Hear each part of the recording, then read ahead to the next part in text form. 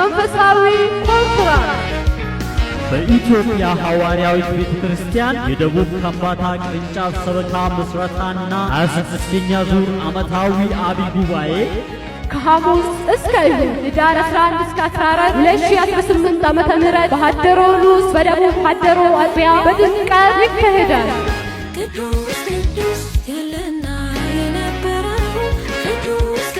ለአሕዛብ ሁሉ ምስክር እንዲሆን ይህ የመንግሥት ወንጌል በዓለም ሁሉ ይሰበካል። በዚያን ጊዜም መጨረሻው ይመጣል። የማቴዎስ ወንጌል ምዕራፍ 24 ከቁጥር 14። የእግዚአብሔር መንግሥት ወንጌል በእውነት በሚሰበክበት ነፍሳት አምነው በኢየሱስ ስም በመጠመቅ በሚድኑበት አንድ አምላክ ኢየሱስ ብቻ በሚመለክበት የእግዚአብሔር ድንቅ ተአምራት በሚገለጥበት በዚህ በታላቅ ኮንፈረንስ ተገኝታችሁ የበረከቱ ተካፋይ እንድትሆኑ ሁላችሁም ተጋብዛችኋል።